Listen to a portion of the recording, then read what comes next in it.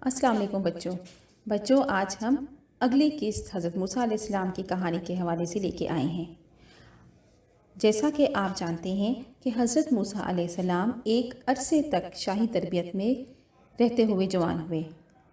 وہ ایک بہادر جوان بن چکے تھے۔ صرف بہادری ہی نہیں بلکہ اللہ نے انہیں علم اور حکمت سے بھی مالا مال کر دیا تھا۔ آپ کی خوبیوں کا ذکر اللہ تعالیٰ نے قرآن پاک میں بھی بیان کی ہیں کہ ہم نے اس کو قوت اور علم و حکمت بخشا اور اس طرح ہم نیکوں کو بدلہ دیا کرتے ہیں۔ حضرت آسیہ کی نیک فطرت تربیت کی وجہ سے حضرت موسیٰ علیہ السلام بھی نہایت نیک اور پرہیزگار۔ حضرت موسیٰ علیہ السلام اب جوان ہو چکے تھے اور اس کے ساتھ ساتھ وہ انتہائی طاقتور بھی مشہور ہو چکے تھے۔ عرصہ دراز اور سارا بچپن گزار کر حضرت موسیٰ علیہ السلام کو محل چھوڑنا پڑا۔ آج کی کہانی میں ہم آپ کو بتائیں گے کہ حضرت موسیٰ علیہ السلام کو محل کیوں چھوڑنا پڑا۔ پیارے بچوں، مصر میں مصری اور بنی اسرائیل دو قومیں آباد تھیں، جیسا کہ آپ کو ہم نے پچھلی قسط میں بھی بتایا تھا۔ مصری بنی اسرائیل کے لوگوں پر بالخصوص ظلم و ستم اور ناانصافی کرتی تھی۔ حضرت موسیٰ کو اس بات کی خبر تھی کہ وہ بنی اسرائیل سے ہیں اور ان کا مصری خاندان سے بھی تعلق نہیں۔ حضرت موسیٰ کو بنی اسرائیل کے لوگوں پر ہونے والی زیادتی اور ناانصافی بہت بری لگتی اور وہ ان کی دفاع اور حمایت کرنے میں پیش ہوتے۔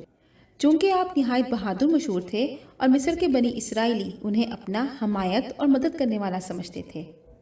ایک دن حضرت موسیٰ شہری آبادی سے ذرا ہٹ کر گزر رہے تھے کہ انہوں نے دیکھا کہ ایک مصری ایک اسرائیلی دونوں آپس میں بحث کر رہے ہیں اور مصری بنی اسرائیلی کو گھسیٹ رہا ہے۔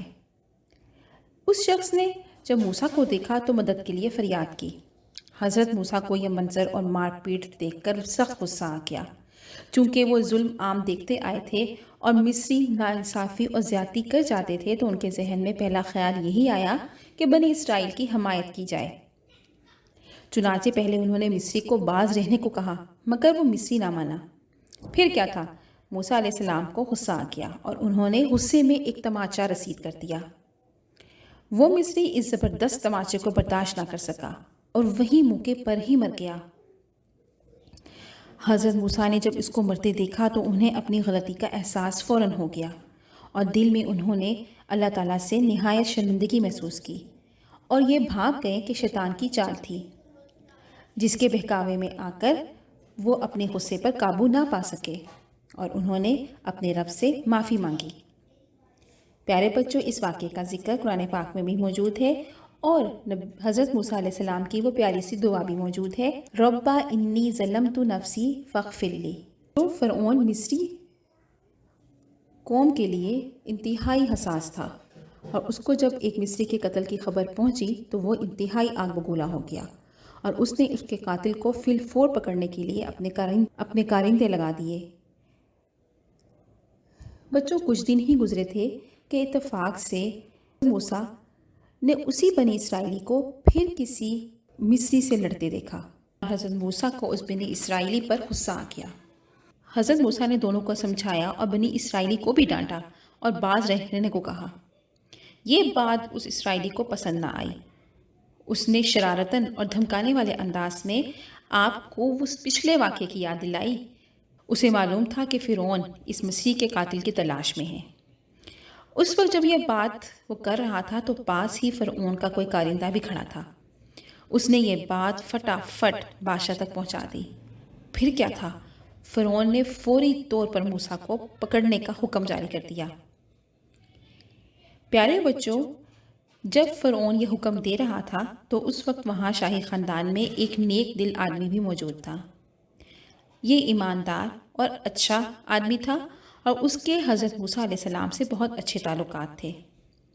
اس آدمی نے جب یہ اعلان سنا تو اس نے فوراً موسیٰ کو جا کر بادشاہ کے حکم کے بارے میں اطلاع دے دی اور یہ بتا دیا کہ اس کے سپاہی تمہارے پیچھے ہیں۔